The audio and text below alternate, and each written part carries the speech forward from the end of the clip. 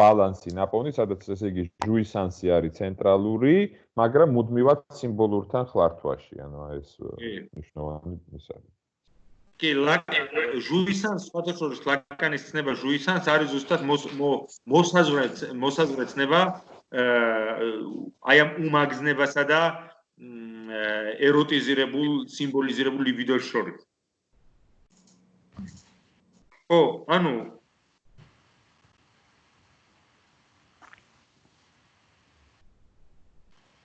ხო და ზუსტად ექიმიო, რომელიც ურჩევს პაციენტსო, რომ თქვენი სექსუალური ცხოვრება დაიწყეთ სექსუალური ცხოვრება და აღარ გექნებათ შფოთვა, ის ექიმი არის ველურიო, იმიტომ რომ ის ექიმიო ფსიქოანალიზს პირდაპირ იგებსო და სექსუალობის კონცეფტს ფსიქოანალიზში პირდაპირ იგებსო და სექსუალურ აქტთან აიგივებს.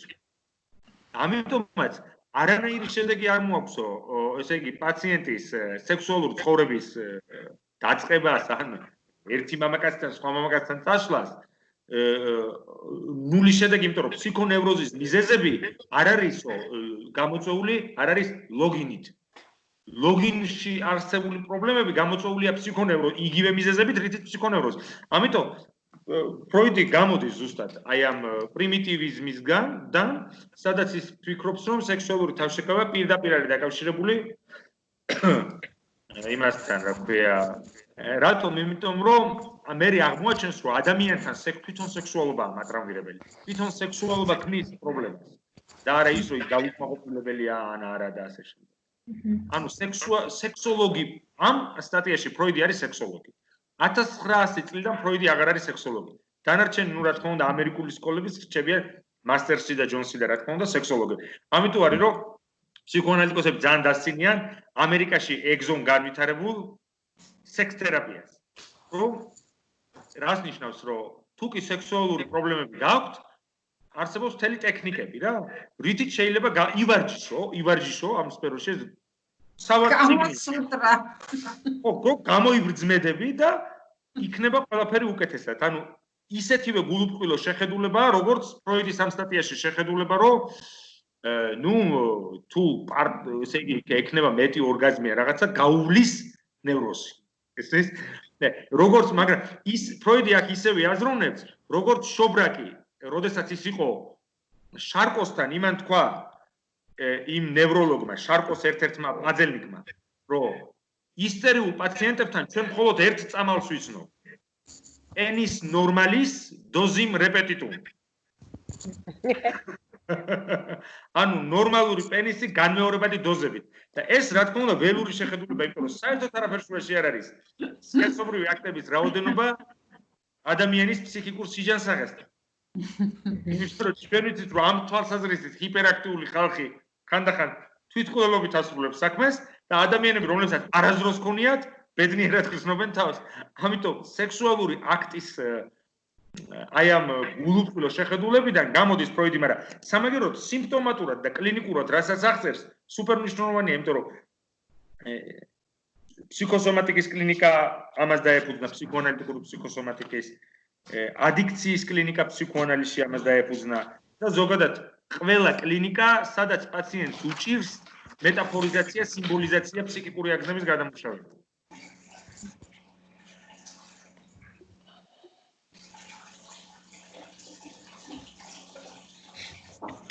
გიგა ესე სადამ გავაგრძელებთ ტრავმატიზმზე რო ამბობდი, მან ვერ მოვასწარი რომ ჩაგრთოდი და ლაპლანში ამბობს ასეთ რაღაცას ტრავმატიზმზე და თუ არასწორია, რა ვიცი, აბა მითხარი, შენ როგორ გესმის, რომ იმისთვის რომ ჩამოყალიბდეს ტრავმა, ანუ რომ არ შეიკრას ტრავმატიზმი, ერთი ტრავმული გამოცდილება არ არის საკმარისიო, ანუ ორი ტრავმული გამოცდილებაა სულ მინიმუმ საჭირო იმისთვის რომ ტრავმა ჩამოყალიბდეს. ხო, აი შენასაც ამბობდი. ეგ არის თავარი ღერძი მთელი ფსიქოანალიზის, რასაც ფრანგულ ფსიქოანალიზში უწოდებენ აბხეკუ. სხვათა შორის ამერიკაში მაიამ მოძებნა, სხვათა შორის ამერიკაში არის ასოციაცია აბხეკუ, ლაკანიანური ასოციაცია, სადაც ალენ ვანიე და კატრინ ვანიე დადიან თურმე ერთად. აბხეკუ ქვია მაგას, ანუ ეს ნიშნავს იმას, რომ მე რაღაც მატრამვირებელი გამოცდილება მქონდა და მე რეალური მოვლენა მოხდა, ამ რეალურმა მოვლენამ მოქმედებაში მოიყვანა ჩემი ბავშვობის დროინდელი მატრამვირებელი გამოცდილება. ანუ რაც განასხვავებს ფსიქოანალიტიკურ შეხედულებას ტრამვაზე DSM-ისტური შეხედულებისგან. DSM-ისტური, ანუ ამერიკული შეხედულება არის მოვლენაზე ორიენტირებული. ტრამვას განაპირობებს გარე მოვლენა. ხიდი ჩაინგრა და მე მაგ დროს გადავდიოდი მანქანით. მაშინ როდესაც ფსიქოანალიზისთვის ორი მოვლენაა საჭირო. ორი დრო. ტრამვა ორ დროით კონტინიუმში ხდება. ერთი, რომელიც რაღაც მოხდა წარსულში, და როგორც ფსიქიკური ბომბი არსებობს და მეორე მოვლენა, რომელიც შეიძლება მოხდეს მაგალითად მოზარდობის პერიოდში, საპირისპირო სქესთან შეხვედრა, გათხოვება, ცოლის მოყვანა, ბავშვის გაჩენა, მამობრიობა და სამსახურის დაკარგვა, მათ შორის შოვნაც შეიძლება იყოს, იმიტომ რომ ლაკანიანელმა გაუსვეს ხაზი რომ მარტო კიდურის დაკარგვა კი არ იწვევს ტრაუმატიზმს. რო გაგიკეთებენ კიდურს, აღიდგენენ და პროტეზს რომ მოგცემ, ან ფუნქციის აღდგენა იწვევს სუბიექტთან, ნახე რა საინტერესო რომ აი ამ კონტექსტში განვიხილოთ უგნებოდ. კიდურის აღდგენა იწვევს შფოთვით ნევრონს. აი გიორგი, რა დღეს შენ ელაპარაკე რა? ან და მაგალითად, როდესაც მე ვიყავი კარდიო პრობლემის მქონე და მეუნებოდნენ რომ ნელ-ნელა იარე, დაჯექი, მე ისევ გაიარე, ისევ დაჯექი და როდესაც მედიცინა წინ წავიდა და მე ოპერაცია გამიკეთეს და მithres გაიქეცი, მე განვავითარე შფოთვითი ნევროზი. რატომ? იმიტომ რომ მაგას გაიგებ მაშინ, როცა წაიკითხავ ფროიდის 1914 წლის ნაშრომს ნარცისიზმზე, სადაც იძახის რომ ფიზიკური დაავადების დროს ფსიქონევროტული სიმპტომები ქრება. იმიტომ რომ ფსიქიკური ეკონომია მთლიანად არის კონცენტრირებული დაავადებულ გულზე. ანუ ჭარბი აგზნება გულს, მაგალითად გული სერდეჩნიკი ვინც არის რა, კარდიოპათოლოგიებიცაც არის. იმას ყურადღებას აქცევს, რომ ფსიქიკა ამ დაავადების ინვესტირებას ახდენს. როგორც კი გულის პრობლემა გამიქრა, დარჩა თავისუფლად, აი გიორგი რაზეც შენ თქვი, თავისუფლად მოტივტივე ლიბიდო.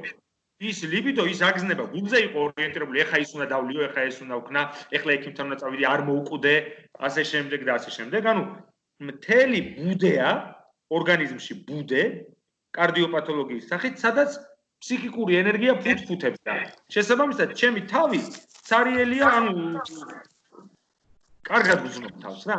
როგორც კი გულის პრობლემა მოიხსნა, ისევ აღმოჩნდი სიჭარბის კლინიკასთან, ანუ ფაქტურად ფროიდი ლაპარაკობს სიჭარბის კლინიკაზე.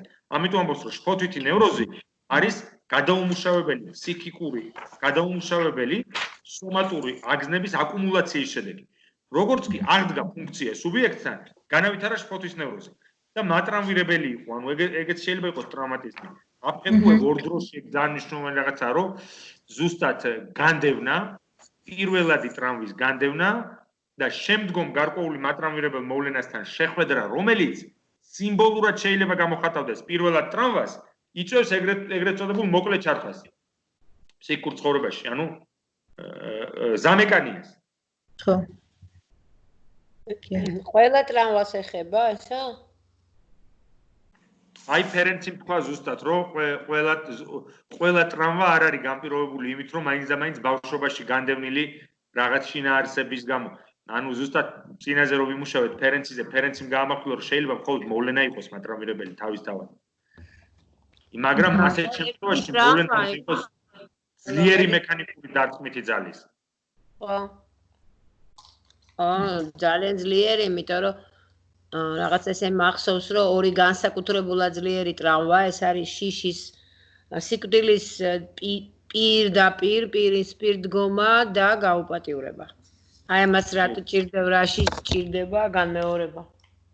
თქვათ რა, ასეთი ტიპის გამყინავი ტრამვები, რომელთაც გადნობა და ასე ვთქვათ, ინტეგრირება ორი ნაწილის, გაახლეჩილი სპლიტ ნაწილების და გაყინულის ფაქტობრივად აღარ ხერხდება. რაღაცა კოლოსალური სამუშაო. ხო და იქნებ იმიტომ ბაკა, აი ზუსტად რასაც ამბობ, იქნებ იმიტომ რომ ეს შიში, ანუ ეს რამაც გამოიწია ტრამვა, ეს უკვე არსებობს ჩემში. ანუ უკვე არსებობს ის ფანტაზმი, რომელიც მე გავდევნე, რომელიც ჩემთვის იყო მატრამვირებელი და სწორედ მაგისთვის ის რომ მე აღმოჩნდი ამ ფაქტის წინაშე სიკვდილის პირისპირან გაუპატიურების გამოცდილების შედეგად ამან მომანიჭა ტრაუმა, იმიტომ რომ ჩემში უკვე არსებობს ამის განდევნილი ფანტაზმი. რასაც ამბობს ფროიდი, რასაც ამბობს ფსიქოანალიზი. ესე იგი ფაქტიურად მაინც ორ მინიმუმ ორ ტრავმატულ სიტუაციასთან უნდა მივასადაგოთ ნებისმიერი, ხო და ახლობლია. დიფაზურიო. ხო, ასაგებია მასა. ანუ ეს ლაკანისტურ ტერმინებში რომ ვისაუბრობთ, რეალური უკვე არსებობს და ყველაზე რეალურია ზუსტად ის, რაც ესე იგი ჩვენი ფანტაზმის რეალურია, ანუ ჩვენ ფანტაზმში რაც არის რეალურის ადგილას. ხო. ეს არის, როდესაც შეხვედრა რეალურთან, ტრავმა არის შეხვედრა რეალურთან, რომელიც არღვევს ფანტაზმის სტრუქტურას. ჩამოფშხნის, ასე ვთქვათ, ჩამოიფხუნება ეს ფანტაზმი რეალურთან შეხებით, იმიტომ რომ თვითონ ფანტაზმიც რაღაც რეალურის კონტეინერებას ახდენს. რაღაც რეალურის, რომელიც სრულიად აუტანელია, ფანტაზმი ამ რეალურს აზრს ანიჭებს. და მე გარეთ რო ხდება რაღაც უაზრობა, მანქანა ამოტრიალდა, აფეთქდა და ასე შემდეგ, ისევ მაბრუნებს ამ უაზრობაში. შეიძლება უკაცრავად. არა, უბრალოდ ამ რეალურთან შეხვედრის თვალსაზრისით ფსიქოსომატიკას რაც ეხება გამახსენდა რომ ერთ ადგილას საუბრობს ლაკანი პირდაპირ ფსიქოსომატიკაზე და ეს არის მეხუთე სემინარში თუ არ ვხდები ის ამბობს რომ მე მოვედიო ახლა ობიექტური ურთიერთობის ფსიქოანალიტიკოსების შეხვედრიდანო რომლებიც ამბობდნენ რომ ფსიქოსომატიკა არისო აი რაღაც გაშინაგნებული ობიექტთან ურთიერთობის ასახვაო და მე ამას ვერ ვეთანხმებიო, იმიტომ რომ მე მიმაჩნიაო რომ ურთიერთობაში ეს ობიექტი მაინც მუდმივად წარმოსახვითი არისო და ფსიქოსომატიკაშიო მუდმივად ხდებაო აი რაღაცა რეალურის გადამუშავების მცდელობაო, ანუ რაღაცა რეალ არისო ყოველთვის ფსიქოსომატიკურ პროცესშიო. ამ ხრივ მე მგონია რომ აი ლაკანი მაინც ესე იგი ფსიქოსომატიკას ტრავმატიზმზე და ამ რეალობასთან შეხვედრა ტრავმატიზმზე აფუძნებს. იმიტომ კი, ანუ ობიექტური ურთიერთობები ლაკანისთვის ინგლისური სკოლა object relation არის წმინდა წარმოსახვითი რეგისტრი. და ფსიქოსომატიკა მართალია ლაკანისთვის გამოდის წარმოსახვითი რეგისტრიდან და რეალურის რეგისტრშია და ამაზე გაამახვილეს ფრანგებმა სწორედ ყურადღება, რომ ნამდვილი ფსიქოსომატიკა ნიშნავს იმას, რომ სუბიექტი ანვითარებს ნამდვილ დაავადებას, ნამდვილ ორგანულ დაავადებას. ერთი შეკითხვა, არ ვიცი, ახლა პროსტა თავში მომივიდა. ტრავმა უნდა იყოს აი ისევ იმ თემას რომ მეუბრუნე, ტრავმა უნდა იყოს ორ როგორიანი, ორ ფოკუსიანი, ხო? ორ დროში, ანუ ორ კონტინუუმში. ფაქტურად ტრავმა სჭირდება ფსიქოანალიტიკური გაგებით თუ შევხედავთ მოვლენა კიდევ ახალი მოვლენა მომავალში რომელიც უნდა მოხდეს. ამიტომ ფაქტურად ფსიქოანალიზის ტრავმას ხელიდან ვერავინ ვერ დაუსწრება. ეს ახალი მოვლენა შესაძლებელია თუ არა მოხდეს ფსიქოანალიზის დროს, თუ თქვათ აი ამ მიაგენი რომ ეს რაღაცა ტრავმა არის დაახლოებით შინაარსი სადღაც გამოვიდა სიზმარში, ფანტაზმში, რაღაცაში, ფანტაზიაში და როდესაც თერაპევტი ელაპარაკება თქვათ, ძალიან ასე ვთქვათ ფრთხილად, მეორად ტრავმატიზაციას აკეთებს და სწორედ ეს მეორადი ტრავმატიზაცია არის cure effect-ით რა, განკურნების ეფექტი. ხო, განკურნებელი. რა შეესაქმე იცი? ფსიქოანალიტიკურ ჩარჩოში ყველაფერი ხდება სიტყვაში. მაშინ როცა ტრავმატიზმი ყოველთვის გულისხმობს აქტს. ანუ რაცა ყველაფერი всё проходит через язык, через языковое поле.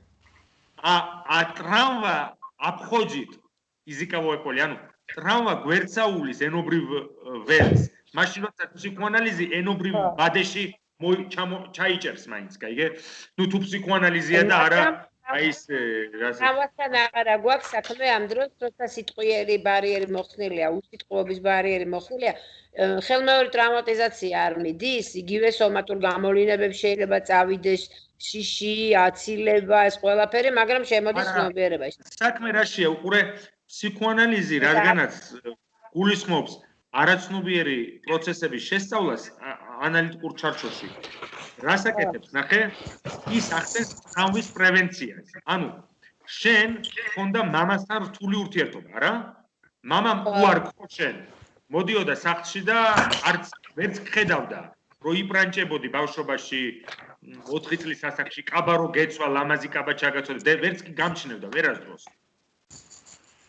მერე 18 წლის ასაკში რო შეყვარებული ყავდა და იმ შეყვარებულმა მიგატოვა, შენ გახდი მელანქოლიკი.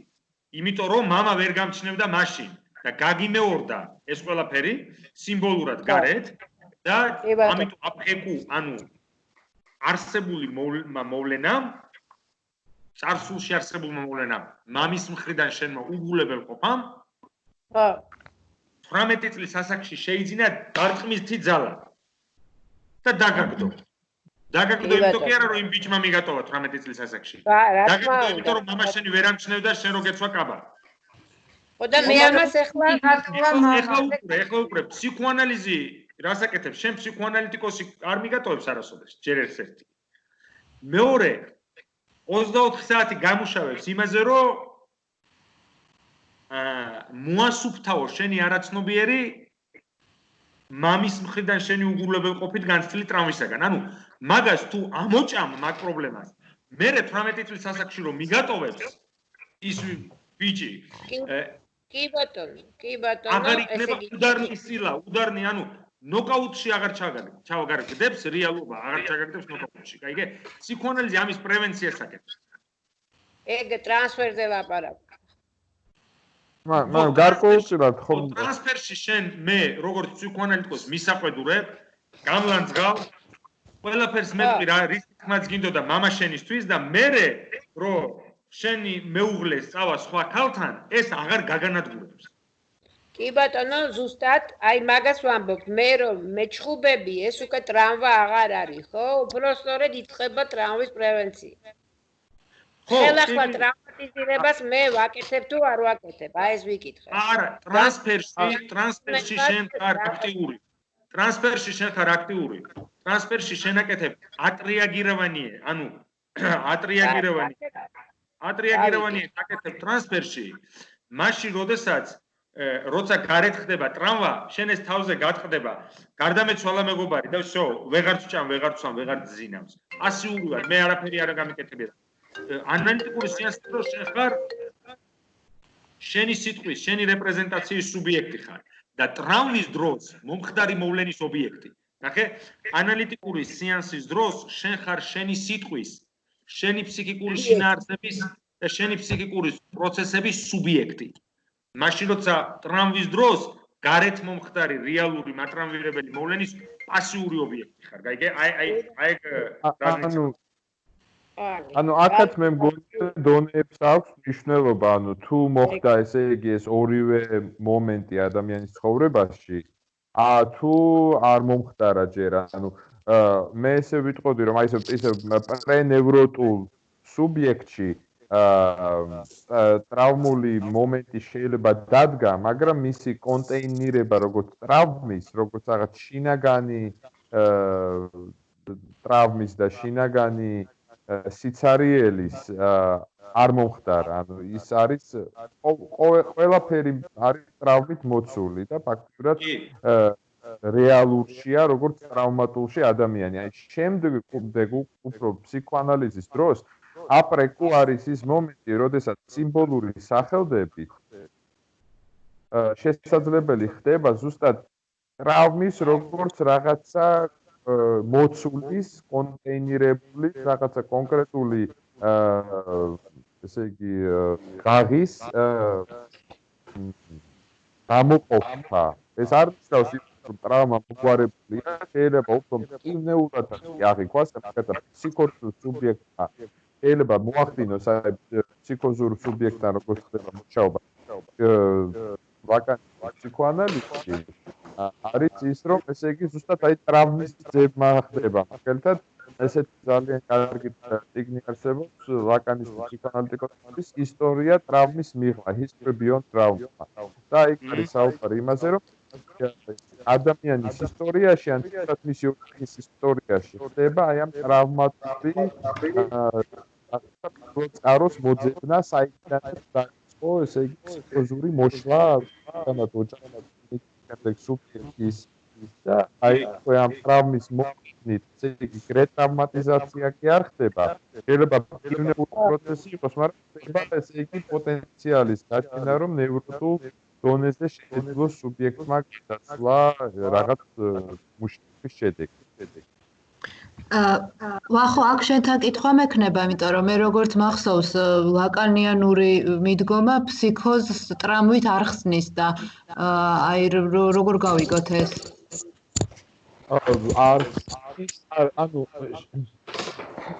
ანუ ფსიქოტურ მოშლას რას ეძახი, იმიტომ რომ ტრამვა ფსიქოტურ მოშლას არ იწვევს, იმიტომ რომ ლაკანიანელებისთვის ფსიქოზი ეს არის სტრუქტურა, რომელიც მამის სახელის ფორკლუზიით არის გამოწვეული და იქ ტრამატიზმზე არც არის საუბარი. ხო, ანუ ფორკლუზია მამის სახელის ხდება იმის შედეგად, რომ სუბიექტს აქვს ისეთი ხელად ტრავმა განცდილი, რომ ის დაფარვას და რომლის კომპენსაციას ვერ ახდენს სახელი და შესაბამისად ხდება მისი განდევნა და ფორკლუზია მამის სახელის და შესაბამისად ფსიქიკური მთლიანობის ტრავმის შედეგად მოხდება. ტრავმა კლავს მამის სახელს გარკვეულწილად ანადგურებს მას და შესაბამისად არ ღვევს მთლიანობა შესაძლებელს რეპრესიას და განდევნის მამას. არის უზარმაზარი ლაკანი. ახო, ცოტა მიკროფონს რაღაცა აღარ მესმის. გაორებ მიკროფონთან არის პრობლემა რაღაცა. რა, ვიცით, აქვს ჩართული სპიკერი, როდესაც მე ვსაუბრობ და რევერბი ხდება და თუ დამიუტავთ, როდესაც არ საუბრობ, ესე იგი ერთადერთი ვისაც შეიძლება კონდეს ახლა ეს პრობლემა არის ბაკო, იმიტომ რომ ბაკოს არ აქვს დამიუტავ და ელენეს. აი, ახლა გამოსურდა. გამოსურდა, ხო, ელენეს კონდა ეს სპიკერის პრობლემა. ხო, ესე იგი, ნამდვილად მე ახლა ტრავმატიზმში მუშაობ ლაკანისტური მიდგომით ბოლო 10 წელიწადია და ესე იგი, ნამდვილად ხდება ფსიქოზის ახსნა რეალურთან გამკლავების სტრუქტურით. ესე იგი, რეალურთან ფორკლუზიის გამკლავებით ანუ ფსიქოზური გამკლავებით დიზევაველით ასევე მე ვიტყოდი, მაგრამ ნუ არ გვინდა ახლა ფსიქოსსა და პერვერსიას შორის კამათის დაწყება, მაგრამ ფორკლუზიის რეალურთან, ესე იგი, განდევნის და საერთოდ ნებისმიერ შეზღუდვასთან, კასტრაციასთან, განდევნის და კასტრაციისგან სრულად გაქცევის გზით გამკლავება ხდება ზუსტად იმის გამო, რომ იმხელა ტრავმა უკვე განცდილი, რომელიც სიმბოლიზება ვერ ხდება ვერც როგორც ტრავმის, ვერც როგორც ესე იგი, აი ჟიჟეკი ამბობს, რომ აი პოსტტრავმატული სტრესული აშლილობაო გარკვეულწილად უკვე პრივილეგიაო, იმიტომ რომ იქ პოსტ არისო, ადამიანები ტრავმაში ყოველდღიურად ცხოვრობენ, აი ფსიქოზური სუბიექტიც ყოველდღიურად ცხოვრობს რეალურში, ყოველდღიურად ცხოვრობს ესე იგი ტრავმულ რეალობაში, სადაც ყველაფერია საფრთხის შემქმნელი და ამ ხრივ ესე იგი აი ეს ფსიქოზური სუბიექტი ნამდვილად ტრავმით არის გამოწვეული ტრავმის ლაკანისტური მკურნალობის სკოლებში და ფსიქოზის მკურნალობის სკოლებში, მე რაც ვიცი, ანუ შეიძლება ამას არ ეთანხმება სხვა ლაკანისტური სკოლები, მაგრამ მე ნამდვილად შემიძლია ესე იგი ამასთან დაკავშირებით ლიტერატურა მოგაწოდოთ. რა კონკრეტულად რასთან გაქვთ კითხვა, რომ რა არ ჩდება ლაკანისტურ თეორიაში? მე ფრანგული სკოლიდან მაქვს უფრო მეტად ცოდნა და ამიტომ ფრანგულ სკოლაში თითქმის ლაკანი არსად არ საუბრობს არც ტრამვაზე, ანუ აი თქვენ ალბათ რა ვიცი პირველად ტრამვას გულისხმობთ, ან არც ვიცი რა, არ ვიცნობ, შესაბამისად ვერ ვიტყვი და ფრანგულ სკოლაშიც ფსიქოტიკი რეალურში კი არა, სიმბოლურ რეგისტრში არის. თუ ვეცდები ჩემი სწორად. ვიცი, ნანუკა, ესე იგი რაშია ნახე საქმე, რომ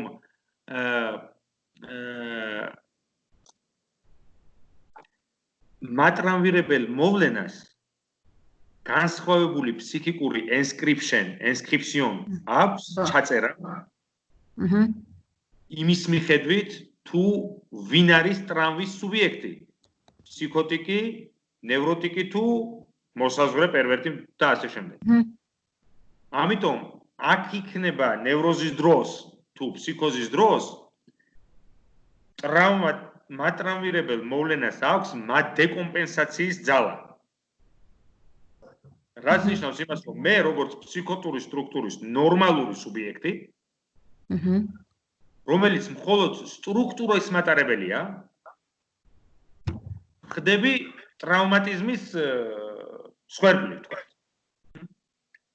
ეს შეიძლება იყოს მექანიკური ტრავმა, ან ეს შეიძლება იყოს განსაკუთრებით ფსიქოტურ სუბიექტთან, ლაკანის თელის მესამე სემინარი ფსიქოზებზე, სადაც ის ფროიდის კლინიკური შემთხვევა ეს არ არის, ეს კლინიკური შემთხვევა იუნგმა მისცა ფროიდს. პრეზიდენტ შებერის სადაც აანალიზებს. რომ ერთია, მოდი ესე ვთქვათ. ერთია რომ მატრანვირებელი მოვლენა, მე ტრავმატიზმზე ვკითხულობდი 2 სემესტრი ლექციას და მაგრად მაგ გაზოთხული ეს ამბავი შემიძლია ჩამოგირაკრაკო. ანუ ილიას უნივერსიტეტში რა, მატრანვირებელი მოვლენა შეიძლება იწვევდეს ტრავმატულ ნევროზს, რომელიც ახლოს დგას ზუსტად აი ამ მელანქოლიზაციებთან, აი ამ თავბრუსხვევებთან, კანკალთან, ანუ პოსტტრავმატული სტრესის სინდრომს. ოკეი, ანუ ტრავმატიზმი რაღაცა დამემართა, დავკარგე, სახლი დამეწვა, ან შეყვარებული წავიდა, ან სამსახური დავკარგე, ან უბრალოდ გულის პრობლემა მქონდა და აღარ მაქვს. და განვავითარე ტრავმატული ნევროზი. მაგრამ, ანუ მატრანვირებელი მოვლენა გამოიწვია ტრავმატული ნევროზი, როგორც ცალკე ნოზოგრაფიული ერთეული, რომელიც ზუსტადაც რომ ახლოს დგას შფოთვით ნევროზთან, ნევრასთენიასთან, ნევრასთენიკები ბრუნდებიან, ომის ნევროზი, კარლ აბრაჰამი ომის ნევროტიკებს, როცა აანალიზებს, იძახის ომიდან ნევრასთენიკები ბრუნდებიან. კანტუჟენი, კანტუჟენი რუსები იტყოდნენ. კანტუჟენი რას ნიშნავს, იცი? ომიდან დაბრუნებული ტიპი, ბომბი აფეთქდა და კანტუჟენი გახდა. ანუ ყველანაირ ხმაურზე ეს ეშვება ტიპი. ანუ ტრავმატიზმა გამოიწვია ტრავმატული ნევროზი. მეორე ვარიანტია, რომ ტრავმატიზმა გამოიწვია ფსიქოტური დეკომპენსაცია. ანუ ვიყავი ჩვეულებრივი ტიპი, სამსახურში ერთმა ორმა ჩემმა ძალიან ახლო მეგობარმა თქვა ერთხელ, რომ ეს ტიპი ცოტა უცნაურია. მაგრამ მეტი არაფერი. ან ერთხელ მე მithქვამს ვიღაცისთვის, რომ მეტროში რო ჩემ პაციენტის შემთხვევაა ვთქვათ, მეტროში რო ჩავდიოდი უცბად დამიძახეს ზურა. მოიხედე და არავინ არ იყო. მეტი არაფერი არ მქონია. ჩემი ფსიქოზი ამით დაიწყო და დამთავრდა. ვარ წარმატებული ტიპი, ვიპყრობ მთელ ქვეყანას. მაგრამ ორმა მეგობარმა თქვა, რომ ცოტა უცნაური ვარ, ვინც ახლოს მიცნობს. დედაჩემმაც იგივე თქვა, მე რომ მოვიდა ფსიქიატრიულში და ჩემმა ანალიტიკოსმა დაადასტურა, რომ მეტროში რო ჩადიოდა, გაიგონა ზურა. აი, მაგ ფსიქოტური სტრუქტურის მქონე ტიპს უთხრეს სამსახურში, რომ ბოდიშით, მაგრამ რაღაც შეცდომები გაქვთ აქ დაშვებული და უფროსმა თქვა, რომ უნდა წახვიდე. და ამ ტიპმა განავითარა ფსიქოზი, ბოდვით ჰალუცინატორული, რასაც ლაკანი უწოდებს ბუფედელიღან ეგვი. ლაკანი ფსიქიატრი იყო, ნევროლოგი კი არა, ფროიდივით, ამიტომ წვავე ბოდვითი ფსიქოზი. წვავე ბოდვითი შეტევა. კი, უბრალოდ მეც მაგას ვამბობ, ანუ ჯერ უკვე სტრუქტურა არსებობს და ტრავმატიზმი მერე იწვევს, ხო, დეკომპენსაციას. მე როგორც ნევროტული სუბიექტი, აი მაგალითად მერიდება, ვერ მივალ, ან ეს და ასე შემდეგ, ჩემს ცხოვრებაში მოხდა რაღაც და ობსესიური სტრუქტურა რომ მქონდა. ნახე? ჩემმა მასწავლებელმა თქვა, რომ მაგარ პირველ კლასში უყვარდა წიგნების და როულების ერთად ძალიან სიმეტრიულად დალაგება. ობსესიურ ნევროტიკს რომ მოუკვდა მამა, ადგა და განავითარა მძიმე ობსესიური ნევროზი თავის ხელების, თავის ბანვით, განწმენდის რიტუალებით, ხატებზე ყოცნით და ასე შემდეგ. ანუ მატრაუმირებელი მოვლენა შეიძლება იყოს ჩამრთველი, როგორც ტრავმატული ნევროზის, ანუ რადნოი, ტრავმატიზმისთვის რადნოი არის პოსტტრავმატული სტრესის სინდრომი.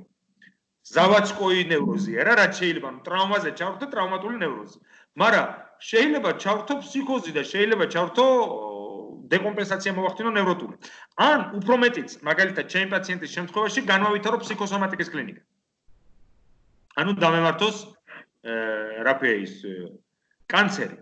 ან და კიდე არის ერთი არ დაგვავიწყდეს გამოსავალი, ვიგლოვო, ვიტირო, ვინაღლო და ერთ თვეში გამოვიდე და ვიყო კარგად. ეს არის ჩამრთველი სუბიექტის ვარიანტი რა.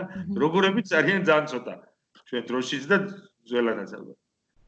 ანუ არ არის აუცილებელი რომ გავგიჟდე, იმიტომ რომ ჩემი BMW დამეწვა. ანუ ეს შემთხვევა მოხდა რა ლილოში, აქ ქვემოთ პროფილაქტიკაა და ჩავედი რაღაც საბურავი მინდოდა გამომეცვალა, მანქანა იყო სრულიად დამწვარი რა.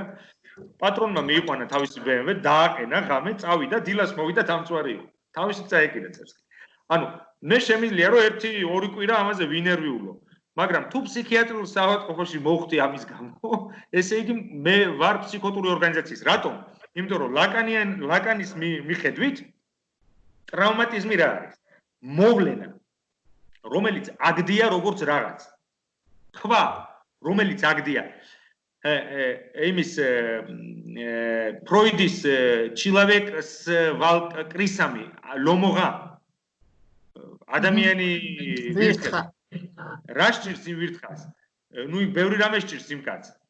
მაგრამ ერთ-ერთი რა სჭირს რომ ქვა აგდია რა გზაზე და იცი რას ფიქრობს რომ ჩემი შეყვარებულიო რო გამოივლის კარეტითო ამ ქვაზე რო გადაიაროს და გადაბრუნდესო და დაიღუპოსო რა ადგება და ამ ქვას გადადებს იქეთ და მე ფიქრობს რომ ახლა იქეთ აგზაზე რო გამოიაროსო და პარუს მე მგონი ბოლოს აღარ მახსოვს სახში წაიღებს იმ ქვას ანუ ამას ლაკანი ეძახის სინიფიანი აღნიშნელი ანუ ობსესიურ ნევროტიკს შეხვდა აღნიშნელი და ამ აღნიშნელმა ობსესიური ნევროტიკი გააგზავნა სხვა აღნიშნელთან ეს სხვა აღნიშნელია ჩემი საცოლე რო გამოივლის მოკვდება იმიტომ რომ ამ ქვაზე გადაბრუნდება ოკეი ეხლა ნახე რა ხდება ფსიქოზის დროს მე გავხდი მამა ლაკანის პრეზიდენტ შრებერის მაგალითი ავიღოთ რომელიც ვერ გახდა მამა მაგრამ იქ ლაკანს მაგრამ მამის პოზიცია დაიკავა თავის სამსახურში მამა ვერ გახდა მაგრამ მამის პოზიცია დაიკავა კი მამის პოზიცია დაიკავა კი ხო მამა ვერ გახდა ზუსტად მაგრამ გახდა უფრო უარესი დაემართა ანუ გლავნი პროკურორი გახდა რა ანუ ადეიშვილი გახდა რა იმ ქალაქის თავარი პროკურორი დრეზდენის რომ მოაწერა ხელი ამ სიმბოლურ აქტს გაგიჟდა ხო რატომ იმიტომ რომ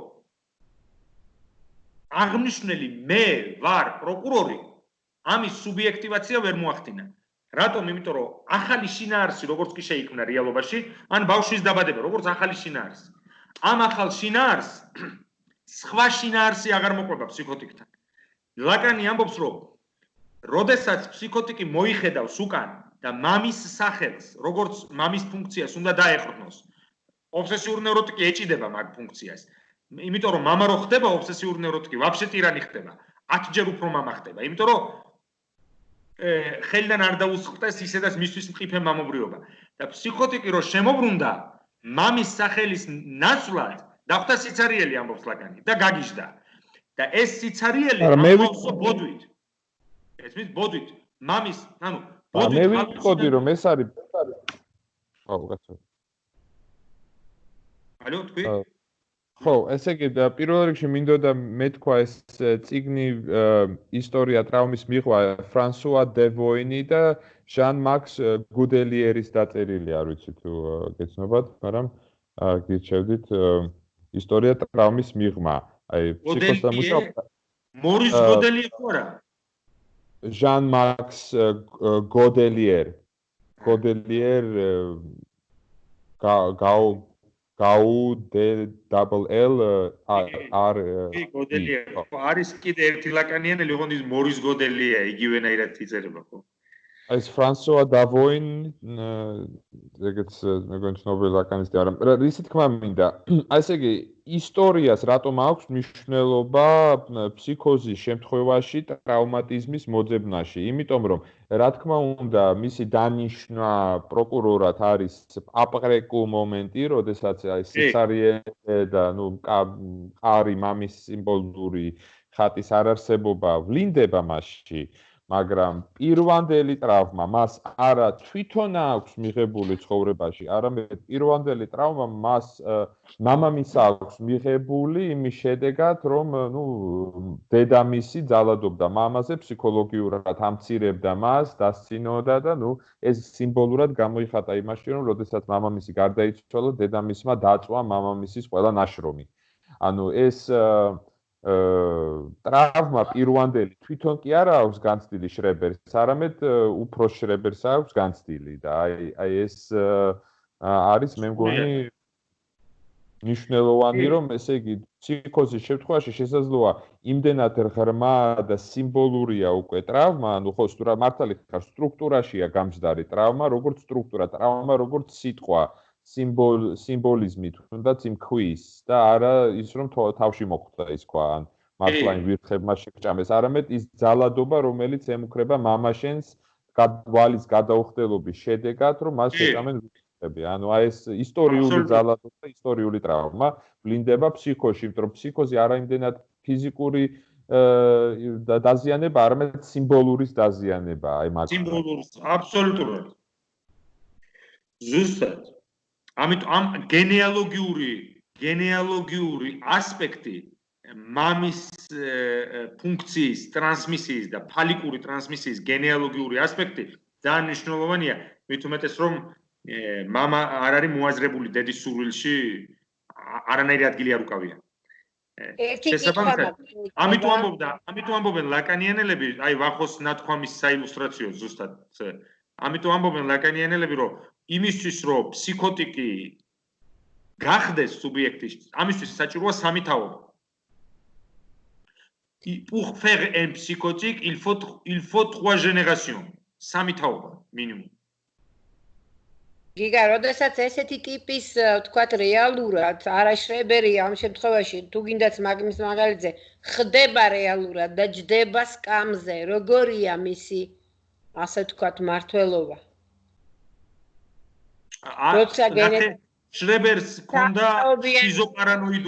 შრებერს ქონდა შიზოპარანოიდული გამოსავალი, მაგრამ მაგალითად გით ჰიტლერს ქონდა წმინდად პარანოიდული გამოსავალი, რომ დაჯდა მაგ სკამზე. ანუ პარანოიული უფრო სწორად, ანუ პარანოიკი არის ის, ვინც ქაჩავს მაგ ადგილს, ფსიქოტურად, თუმცა ქაჩავს და ჩემტერს მერე საშინელებები ხდება, მაგრამ შრებერის პრობლემა რაშია, რომ ის ანვითარებს პარანოიას თავიდან. ის ფიქრობს რომ მაგალითად დოქტორი ფლეიციგი მას უნდა მისგან რაღაცა და ასე შემდეგ და ბოლოს მისი ბოდვა არის პარანოიდულ შიზოპარანოიდული ანუ რეალურად ღრმა შიზოფრენიკი ხდება შრებერი თუმცა კურნალობის დროს წერს სკელტანიან წიგნს ნევროპათის მოგონებები სადაც მას შეუძლია ზუსტად კარგად აღწეროს ღრმად აღწეროს ანუ სინამდვილეში ეს არც იუნგის პაციენტი ყოფილა და არც ფროიდის ეს იყო ფლეიციგის პაციენტი და ნევროპათის მოგონებები რომელიც გამოიცა შრებერის გარდაცვალების შემდეგ შრებერი მეორედ რო დააბრუნეს კლინიკაში პოლ შრებერი იქ დარჩა სამწუხაროდ და იქ გარდაიცვალა და ეს წიგნი გამოიცა გარდაცვალების შემდეგ რომელიც ჩაუვარდა იუნგს და რომელიც ფროიდს მისცა და უთხრა რომ აი ნახე შენი ლიბიდოს თეორია აქ საერთოდ მოსატანი არის კი ესმის იმიტომ რომ შრებერთან ისეთი რამეები ხდება რასაც ის აღწერს ამ 400 გვერდიან ბოდვაში რა რომ ეუბნება რომ აი შენ ხო ნევროტიკებთან კარგად გაერკვიე რომ იქ ისტერიულ პაციენტს რომ ორგაზმი არ აქვს და ფრიგიდულია იმის გამო რომ მამასთან არის მიჯეჭვული და აბატონო შუ ეუბნება შენ შრებერის 400 გვერდიანი ბოდვა ბევრს არ ეწინოს მაგრამ მე თვითონ იუნგმაც კაცი რა, უფრო მეტი გვერდები წითელ წიგნში. მაგრამ მანამდე სანამ თავისას დაწერდა ფროიდს მისცა შრებერისა. უთხრა რომ აი აქ თუ გაიგნებ შენ, აქ თუ გაიგნებ გზას, მაშინ ვილაპარაკოთ. აი თან ეს ის პერიოდია, როცა მოხდა მათი გაყრა, გაიგე? იუნგის და ფროიდის. 11 წელია კაგრას მაგის ეგ არის მიზეზი მაგათი კოლოსალური დარტყმის, რომელიც იუნგმა მიაყენა ფროიდს და გაითიშნა.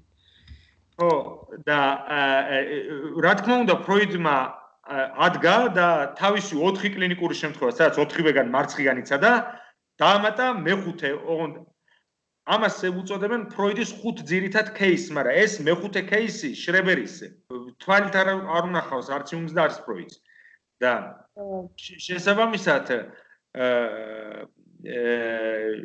ფროიდი უარს არ ამბობს ამ ჩელენჯზე, როგორც ეკეთია და დაეტაკება ამ წიგნს რა და მაგარი ანალიზია, ანუ ძალიან მაგარი ანალიზია, მაგრამ ლაკანი 1956 წელს თუ 17 წელს ადგება და მიუძღვნის არა, ანუ 50 აი ხა წიგნი აქ არა მაქვს, თორე მიუძღვნის სემინარს, რატომ? იმიტომ რომ ლაკანმა სადოქტორო ნაშრომით ფსიქოზე დაიცვა, ლაკანი იყო ფსიქიატრი, კლერამბოს მოსწავლე, ან ფრანგული ფსიქიატრის წარმომადგენელი. და შესაბამისად ადგა და შრებერის თემა კიდე ერთხელ დაამუშავა. ოღონდ უკვე მისცა ის სიმყარე, რომელიც სიმყარეც ფროიდის ინტერპრეტაციებს არ აქვს, იმიტომ რომ ფროიდი შრებერზე ლაპარაკობს ისე, თითქოს ნევროტიკის მამაზე ლაპარაკობდეს. შრებერის მამაზე რო ლაპარაკობს ფროიდი, ისე ლაპარაკობს, თითქოს ობსესიური ნევროტიკის მამაზე ლაპარაკობდეს. რომ აი ესო მამის კომპლექსი ქონდაო, მამასთან ჰომოსექსუალური, პასიურ ჰომოსექსუალური პოზიცია. მამასთან პასიურ ჰომოსექსუალური პოზიცია ყველა ნევროტიკს აქვს, მაგრამ მაგის გამო არ გიждდება და მით უმეტეს არ ფიქრობს, რომ ღმერთმა ეს შრებერის ბოდვა რაში მდგომარეობდა, რომ ღმერთმა მზის სხივების სახით უნდა გადააქციოს ქალად, გაანაყოფიეროს ღმერთმა სექსუალური აქტი ჩაიდინოს მასთან და მე ამან უნდა გააჩინოს ბავშვი თუ რაღაც. ანუ და ამბობს, რომ ეს მამის კომპლექსი ქონდა. და მთელი ნევროზის კლინიკა აგებულია მამის კომპლექსზე და მოდი ასე ვთქვათ, ამ შეშლილსაც ცდილობს იგივე კონსტრუქტი მიუყენოს. სხვა შორის ფროიდს ახასიათებს ქალებთან განსაკუთრებით. პენისის ყველგან პენისის ჯიურია. მეტი ქალი არაფერი არ არის. თუ არა პენისის არ არსებობა. ეს იქაც ჯიუტობს. და ლაკანმა რო აიღო შეხედა ამ საკითხზე თქვა რომ ნუ გაი, მაგრამ აქ რაღაცა სხვა ხდება. იუნგმა სწორად დააბნია ფროიდი. შრებერი. ის მაგარი ბოდო არის რა. მზის სხივებით ესა რაღაცა რეიონ რეალურად ასეთი ტიპის განაყოფიერების შედეგად სულ ცოტა ქრისტე უნდა შვა. ხო, იმიტომ მეგალომანიაში იყო რა თქმა უნდა შრებერი, ანუ უბრალო ვინმეს არ გააჩენდა რა თქმა უნდა. არც შეიძლება ებრაელები გემდე ელოდებიან მესიის მოსვლას და ეგ იყო მაგათი შანსი.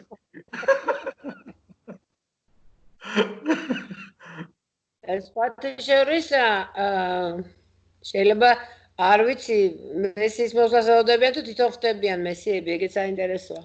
საკუთარ თავს შევავს. ძალიან საინტერესო იდეაა ეგ სხვათა შორის, როცა რეალურ მართლობამდე მიგდის საქმე და ეგეთი ტიპი გიზის. ხო, მაგრამ საქმე იმაში რომ შრებერმა რო დაიკავა ადგილი, ესე იგი დიდი თანამდებობა ჩამოინგრა და პარანოიკი საქმეც იმაშია რომ პროექციის ხარჯზე იმდენად დიდ გადასროლას აკეთებს რეალობაში, რომ ანუ ფაქტურად პარანოიკი არის ის, ვისაც ძალუც შექმნას იდეოლოგია. ესმის? და რა თქმა უნდა შიზოფრენიული დისოციაციის პირობებში მაგის ფსიქიკური რესურსი პაციენტს არ აქვს, გესმის?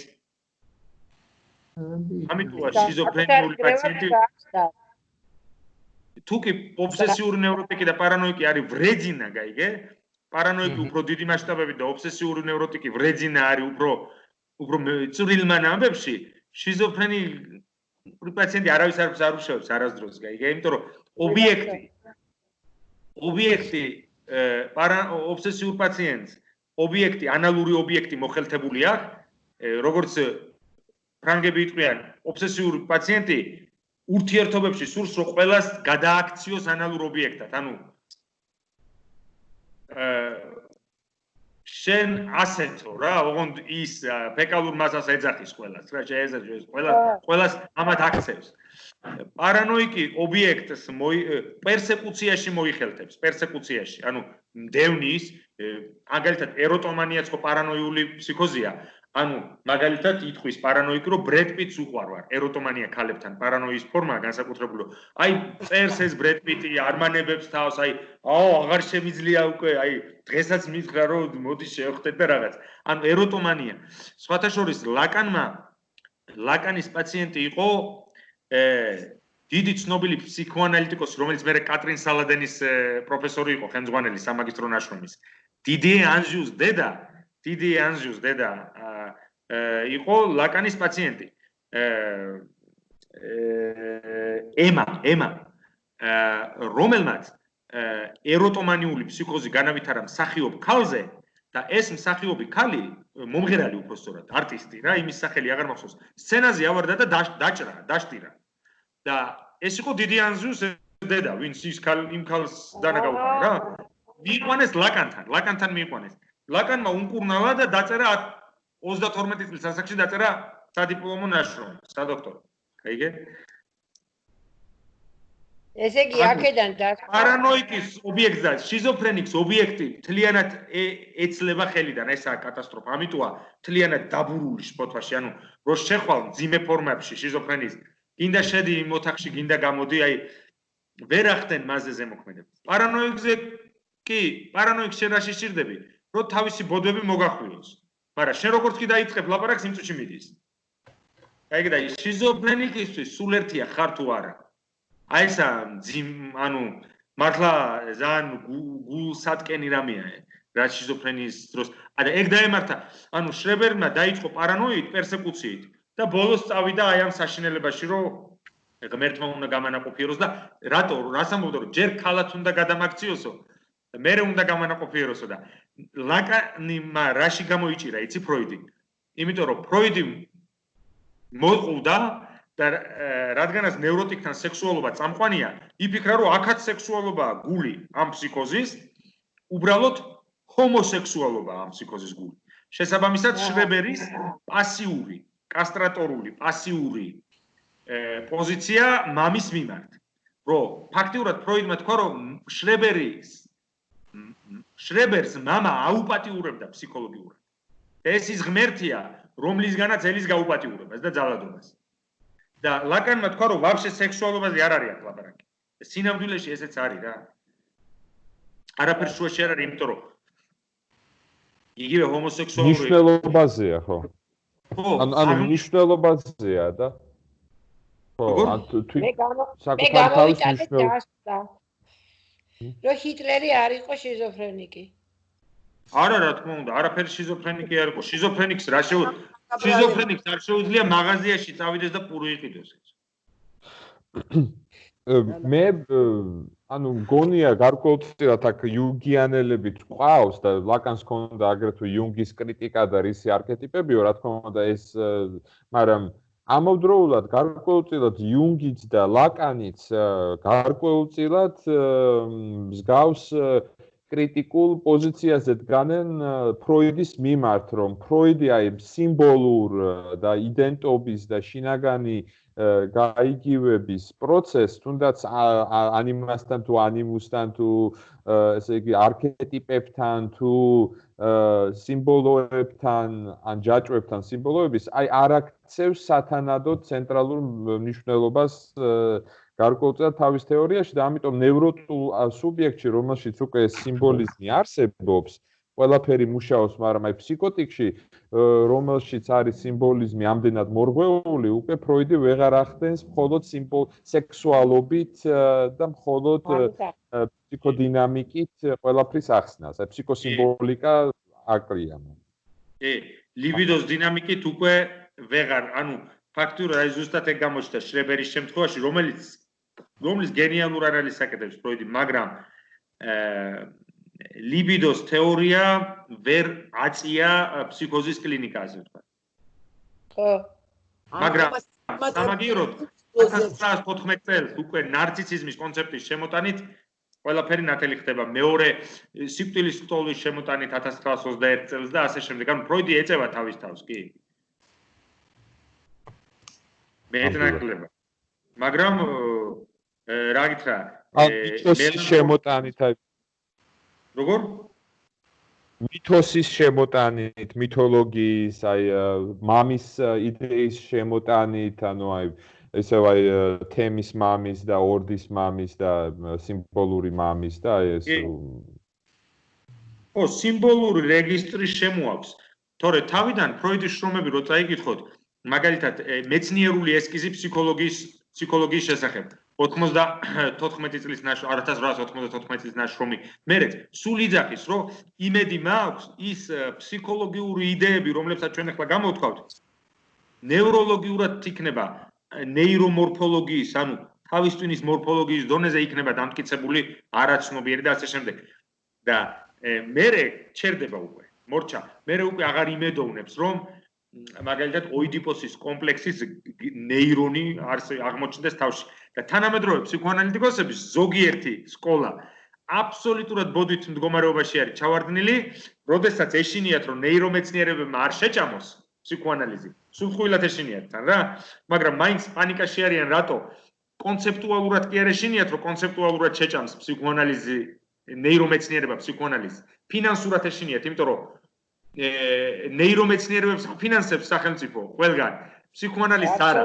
და ესენი მიწუწქნული არიან, ეს საწოდავები რა, მე ამ ფსიქოანალიტიკოსთა ჯგუფს საწოდავებს, მაგალითად ჰორსტ კეხელეს წიგნი რო დითარგმნა ქართულად, აქაც იყო ჩამოსული. და ცდილობენ რომ ნეირომეცნიერებებს დაუქვემდებარონ მაგალითად ტრანსფერის ფენომენი, სარკისებურ ნეირონებს. კი ბატონო, სარკისებური ნეირონები კონტრტრანსფერში და ტრანსფერში მონაწილეობენ, მაგრამ ამათ რატო აქვს ეს ფაღარათი? იმიტომ რომ ნეირომეცნიერება ხო ფინანსდება და ამას უნდა თვითხრან რომ აი ჩვენ რასაც ვლაპარაკობთ, ეგ კი არ გამორიცხავს ნეირომეცნიერებას, ჩვენ უბრალოდ უფრო ხატოვნად ვამბობთ და ასე შემდეგ.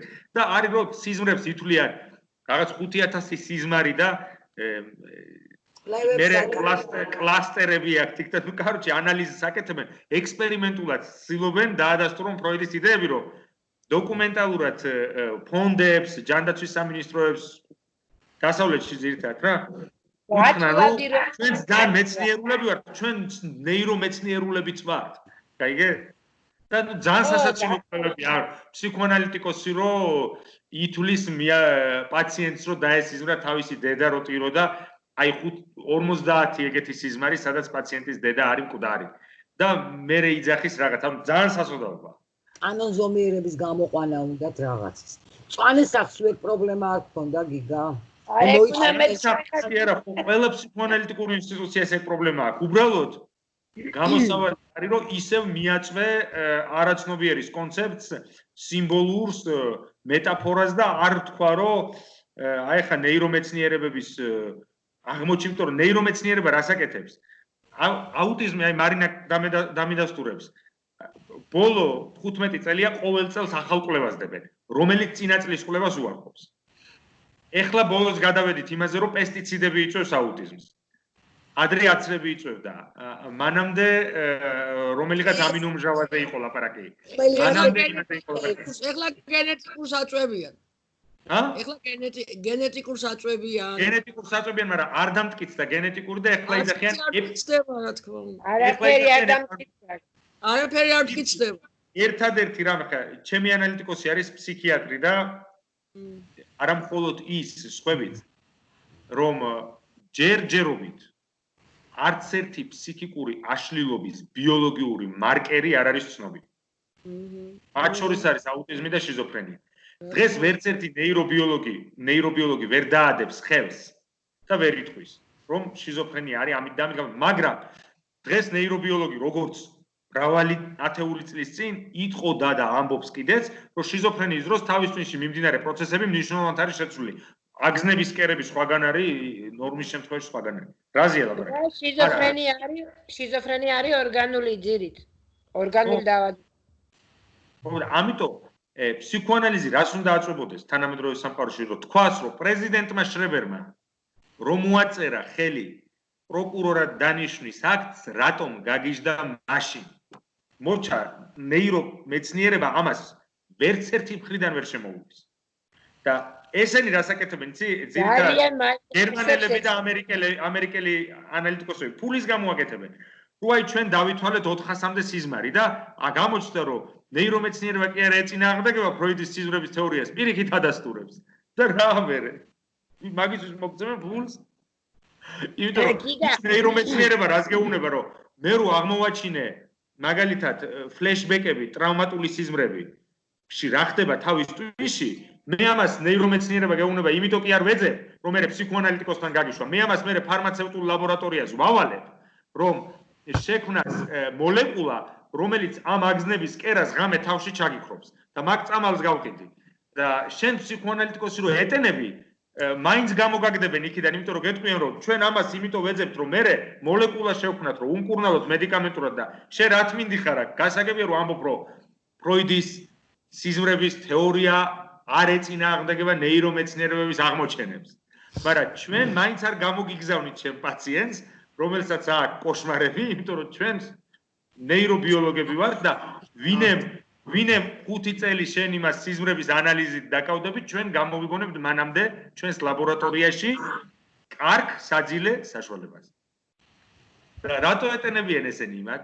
ამიტომ მე მაკვლევებს, მაგრამ ეხლა აკლებულია სხვათა შორის ლიონის სასტავიც, ფრანსუა მარტინ ვალაც, ყველანი ზოგმა ხელები დაიკაპიცა და იფიქრეს რომ ჩვენ არაფერი არ მოგიწევს. თან რაც უფრო მეტად განვითარდა სოციალური სერვისები, გესმის კაბინეტში აღარ მივდივარ ანალიტიკოსთან, წავედი ფსიქიატრთან, კაი წამლები მომცა. კომბინაცია ბენზოდიაზეპინი ანტიდეპრესანტთან ერთად არის როგორი კომბინაცია, იცი, ნუ ახლა შიზოფრენიის და იმის დროს არა, მაგრამ დანარჩენი ლუმინალია, რასაც გინდა 2 თვეში ხარ ჩიტივით, 2 კვირაში შედეგი გაქვს და 2 თვეში დაფრინავ. ხო, მაგრამ 4 თვეში ისევე გიჟი ხარ. ისევ გიჟდები მე და ისევ გაჩვენე. ო, იასია, ხო და ეგაა ჩვენი საშველი მე. ფსიქოანალიზის საშველი ეგ არის, ანუ ფსიქოანალიზი იქნება სულ რა, სანამ აზრი იარსებებს ადამიანში თნის თავში. ანუ რა გაგებით აზრი ისი აღნიშნო რა. გიგა 3 საათია უკვე სემინარი გვაქვს. всё, გავჩერდეთ. თქვენ არ გაათავეთ. გიგა ერთი რაღაც მინდა ოღონდ რა, კითხო კი არა და რაღაც აზრი გამიჩნდა. ისე ოღონდ დავბრუნდები ისე ამ შფოთვის ნევროსთან. რასაც ფროიდი ამბობს, კი, გასაგებია ცოტა ის არის და შესაძლებელია რომ არ არის რომ მართლა შფოთვის ნევროზი ჩნდება მაინდა-მაინც ამ სექსუალური გამოცდილების ფონზე. ხო, რასაც ფროიდი ამბობს, რომ რაღაცა ამ ცუდი სექსუალური გამოცდილების ფონზე. და თქვათ ამბობ რომ თანამედროვე საზოგადოებაში სადაც თავისუფალია სექსი, თქვათ უფრო მეტია ვიდრე მაშინ, როცა რამდენად გამოდგება? ხო, რა კლინიკასაც ფროიდი აღწერს, მაგასე უწოდებენ დღეს 21 საუკუნის კლინიკას. ხო. რამდენად გამოდგება ეს არგუმენტად, იმიტომ რომ თანამედროვე ცხოვრებაში სექსი რო ბევრია, ზუსტად მე უფრო მეტია ყველანაირი გამოცდილება, თუნდაც არა მარტო ორგაზმის და ნორმალური სექსის, არამედ პირიქით და ის უფრო მეტია, იმიტომ რომ ძალიან პატარები იწყებენ სექსუალურ ცხოვრებას, ხო და ის ზუსტად ის ქალიშვილობის კომპლექსის და ასე შემდეგ და არა მამაკაცურობის თუ ისე მეტია. ყველაფერი, კი, მართალია. ყველაფერი მეტია და კი, ანუ სურვილის ლოგიკიდან გადადიან იმ ტკბობის ლოგიკაში, სადაც მეტია სექსუალური ურთიერთობების ტრავმის შანსი. მან საუბრობს კიდე მავნებლურ ქმედებაზე. ანუ აქ საუბარი არა მარტო თვითონ აგზნების პროცესზე, არამედ ანუ მავნებლურ ქმედებაზე საუბრობს. ეგეც ალბათ უფრო მეტი უნდა იყოს რა, რადგან ძალიან აპატარებს იწყებენ ამ სექსუალურ. ანუ საუბარი იმაზეა, რომ ენერგეტიკულ დონეზე განტვირთვა ხდება, ანუ არ ხდება დაგროვება, თერმოდინამიული მოდელით უკვე ვერ აიხსნება.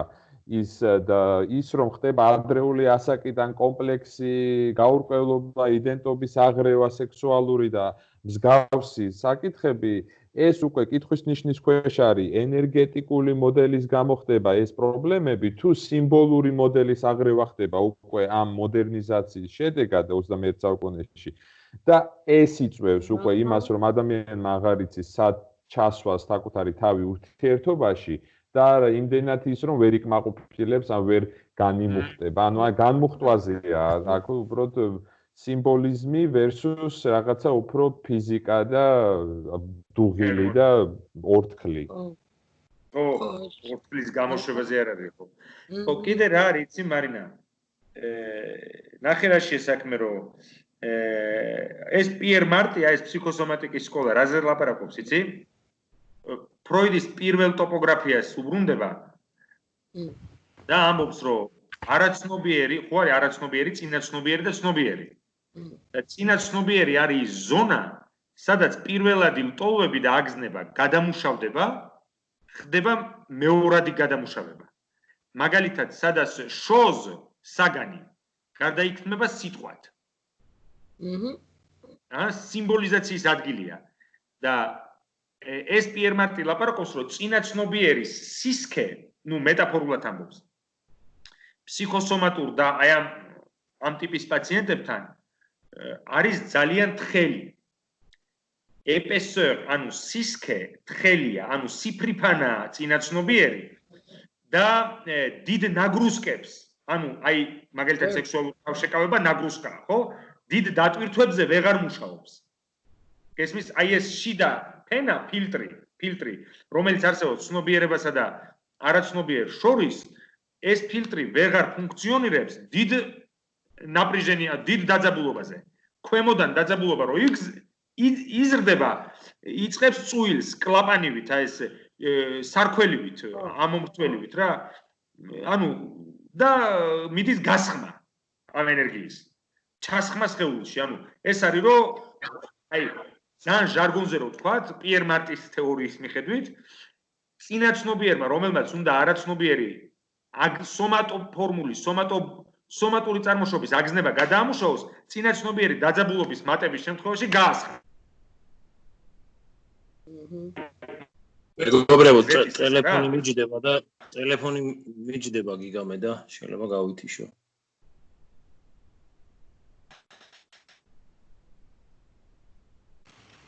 ეს ვინ ითიშება, ბაკო? მეგონი გიგაც გაითიშა რა? აიო, ხახნო გავითიშეთ მე მგონი, ხო? ყველანი აქ ვართ? არა, მე ტელეფონი მიჯდება და გიგა არ ვიცი, გიგას ხმაც შეწყდა. რაღაც გიგა გაითიშა მე მგონი.